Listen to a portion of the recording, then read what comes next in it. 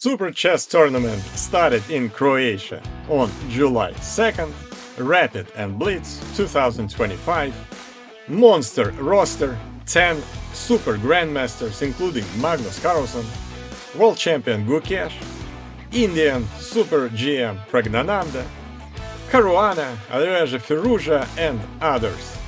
And first day was magnificent. There were a lot of interesting games and I want to show you two of them. One is between Wesley So, American Grandmaster, and Anish Giri, the Grandmaster from Netherlands, who speaks many languages. And Wesley So starts with d4, knight f6 for Giri, c4, e6, knight c3, bishop b4. We have a Nimzo Indian defense. The knight on c3 is pinned. e3, short castle for Giri, bishop goes to a nice diagonal on d3, d5 immediately challenging white center for Giri, a3 attacking the bishop. Here, in most cases, black take the knight on c3, but Giri decided to first take the pawn on c4, and after bishop takes c4, he didn't take the knight on c3, he played bishop d6. Knight develops to f3, knight c6, castle for Wesley So, and e5, immediately challenging in the center.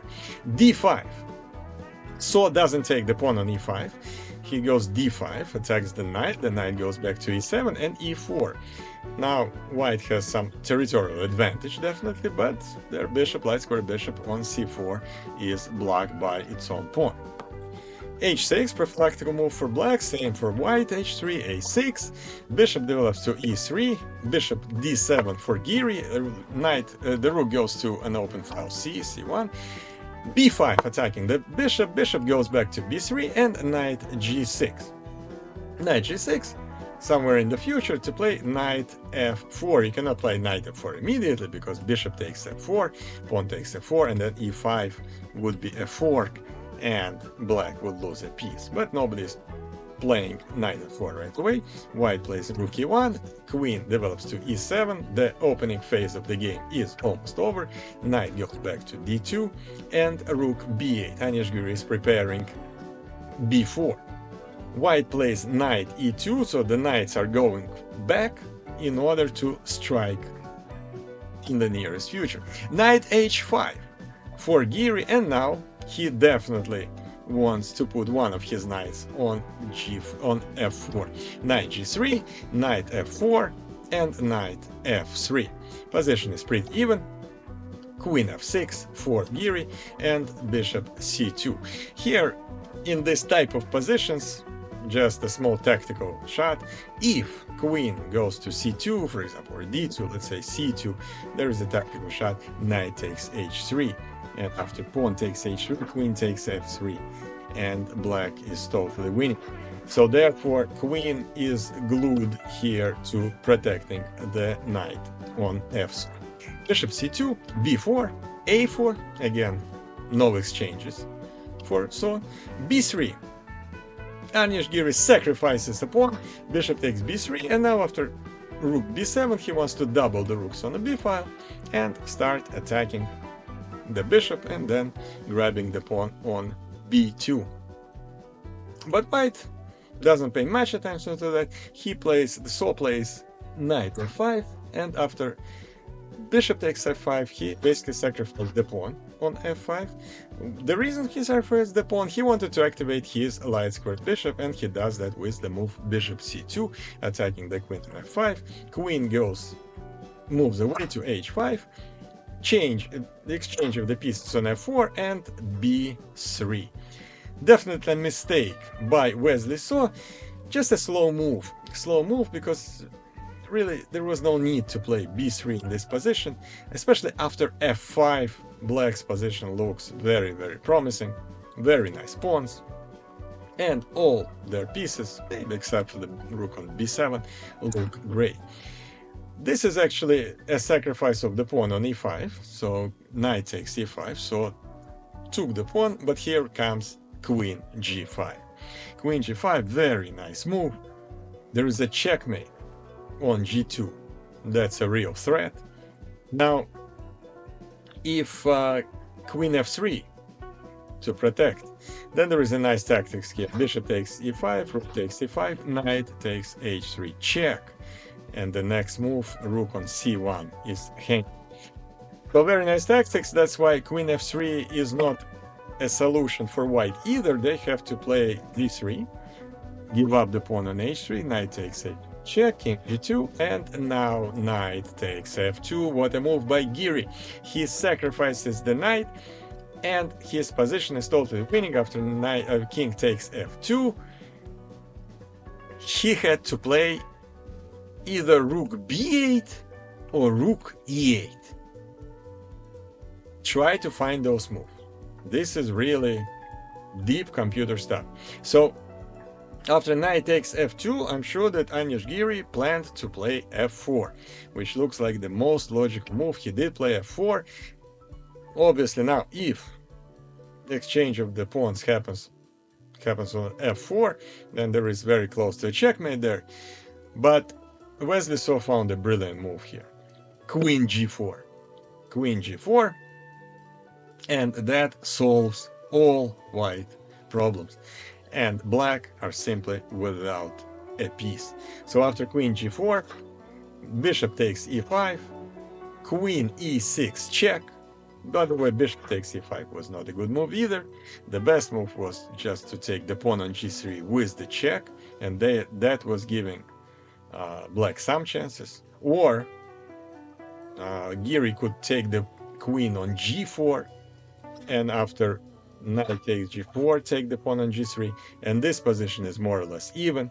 But my understanding is Giri didn't see the move queen g4, got so upset about this, and made another mistake, and that was already crucial. Bishop takes e5, and after queen e6 check, white's position is totally winning. King h8, queen takes e5, white is simply with an extra bishop. So if the exchange of the queens really doesn't help black, it helps only white, because the less heavy pieces on the board, the easier is to get it done with the extra material. Queen g3 check, king e2. The king is in the middle of the board. It seems like it's dangerous. f3 check, king d3. But black cannot do anything because there is no move f2. f2 would be a nice move with the check, but the queen is under attack. So black plays queen g4, rook e4 attacking that queen, queen g2, rook h6, the pawn on g7 is pinned. So rook takes h6 is actually a threat. Rook b6 protects the pawn on h6. Queen goes to e4, queen g5, subtly attacking the rook on c1. Rook f1 is a move, defending the rook and attacking the pawn on f3. Rook f6 protecting that pawn. Now quiet move, king c3, and now the checkmate is on h7. That's a real threat. Rook f5 protects from the checkmate. King goes back to b2, queen f6 check, and king a2. Notice the king went all the way from g1 to a2 through the whole board from right to left. But now white's position is very easily winning because the king is very safe here, and white simply has an extra piece. Queen c3, here's another very nice move. Rook f4 cannot take the rook on f4 because there would be a checkmate. On h7, black plays queen takes c2, sacrifices the queen. Queen takes d2, rook takes f4, queen takes c7, and now black basically should resign, but Giri continues playing, hoping that the pawn on f2 would become maybe a queen one day, but there is no way it will happen because the rook on f1 obviously blocks the pawn on f2, and Giri resigned after the next move, d6, the pawn d just going to be a queen. Very nice win for Wesley So, although at one point of this game Anish Giri was winning but didn't find the right moves. Two super grandmasters, Praggnanandhaa and Gukesh. Praggnanandhaa starts with knight f3, d5, g3, we have ready opening, bishop g4, bishop g2, c6, h3 attacking the bishop, bishop moves away to h5, d4 in the center for Prague, e6. This is the Slav, semi-Slav triangle of black pawns. Castle, short castle, knight f6, c4, generally in the center, bishop develops to e7, knight to c3, short castle, knight goes to e5, very nice square for the knight, but immediately knight d7, challenging that knight. It doesn't want to have this knight on e5 for Gukesh, so g4 attacking the bishop, bishop goes back, exchange of the minor pieces on g6, obviously taking with the h-pawn, and a queen d3, bishop d6 going on a long diagonal for a dark square bishop, rook d1, rook e8, bishop g5, bishop g5 pins the knight on f6 and queen c7. Now black, Gukesh, has this nice battery. It would be even better if the bishop was on c7 and the queen on d6, because there are no real threats, but this diagonal will play a very important role in this game, and we're gonna see why. Because with the next move, Praggnanandhaa plays bishop d2, it goes back, because there is nothing to do here anymore. The knight on f6 is not pinned anymore. Rook d8, c5. Now normally in this position, black would just go back to e7 or f8, but here, all of a sudden, bishop h2 check. That's very interesting. Bishop take h2 check. King h1. Computer loves this move. Although, leave me a note in the comments if you think there was another move for white here. So I'm not sure why computer loves this move so much. And king f1 would be another move. There are no really other moves here. And here, Gukesh plays e5. Brilliant move, sacrificing the bishop on h2. Cannot take the bishop on h2, obviously, because after e takes d4, there is a discovery check from the queen, then the pawn will take on c3, black is queening. So the bishop on h2 cannot be taken. And Praggnanandhaa really didn't expect this move. e5 took a long time to play e3, knight f8 for Gukesh. Again, you cannot take the bishop on h2 because of the same idea of discovery check. Knight goes back to e2, knight e6, bishop c3. Again, white couldn't take the bishop on h2, now they would lose a queen, because after the discovery check, the queen would be under attack. So, in this position, bishop c3, and after exchange of the pawns on d4, now the bishop finally goes back for Gukesh, plays bishop e5, b4, a5, and a3, rook a8, and all of a sudden the game shifted from the king side to the queen side. King g1. I'm not sure why Praggnanandhaa made this move. I don't see any sense of making this move. I guess he didn't want to be checked again by the bishop on h2, but now it's actually bishop h2 again could be played, knight d7, queen c3, exchange of the knights on d4, bishop f6. That's a nice move to allow the knight to get to a square e5. Rook b1, knight goes to e5, potentially going to a very nice square of c4, b5, and white's position looks pretty good. But obviously, this is not checkers, and Gukesh doesn't have to take the pawn on b5. If he did take the pawn on b5, then white's position would be immediately winning after knight takes b5, attacking the queen, going to a nice square d6, pawn on d5 would be under attack. Therefore, knight c4, that's obvious, a4, rook c8, queen d3, queen e7. And after queen e7, it turns out that the pawn on c5 is very difficult to protect, because the only move to protect it is knight b3 doesn't work, because knight b2 is the fork. Because the knight here is. So white plays b takes c6, exchange of the pawns on c6, and play rook c1. And queen takes c5, and black have an extra pawn. And here, with 39 seconds remaining on the clock, Praggnanandhaa miscalculates, which is very unusual for him.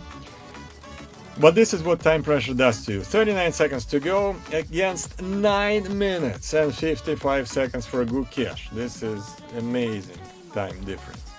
Knight takes c6 is simply a mistake. It's simply a blunder. And the reason it's a blunder, because after queen takes c6, bishop takes d5, you would think that, and Praggnanandhaa probably thought, that he gets the piece back because the queen is under attack and the knight is under attack. But black has the move knight e5, and probably Praggnanandhaa didn't see that move. And now this is counter-attacking the white queen. So black simply have an extra piece. Queen goes back to d1, queen goes back to d7, black with an extra piece and easily winning position. Exchange of the rooks on c8, f4 attacking the knight, knight moves away to c6, g5 attacking the bishop, the last brilliant move of the game, bishop d4. Bishop d4, sacrificing the bishop obviously for one move, because if pawn takes on d4, queen takes d5, black have an extra piece and the pawn on d4 cannot be protected and black easily. So therefore in this position Praggnanandhaa resigned. Very nice win for Gukesh. And after day one, let's take a look at the standings. We have 4 leaders. We have Magnus Carlsen, Duda, Wesley So, Gukesh, all with 4 points. Ivan Saric, the host of the tournament, the Croatian Grandmaster, the Grandmaster with the lowest rating. He's doing well. He has 3 points, same with Anish Giri. And the 4 players have 2 points, and all 4 of them are real superstars. Fabiano Caruana, Nadirbek Abdusadorov, Alireza Firouzja, and Praggnanandhaa Rameshbabu. And tomorrow, more games. Thank you very much for watching. Like, subscribe, and I'll see you soon.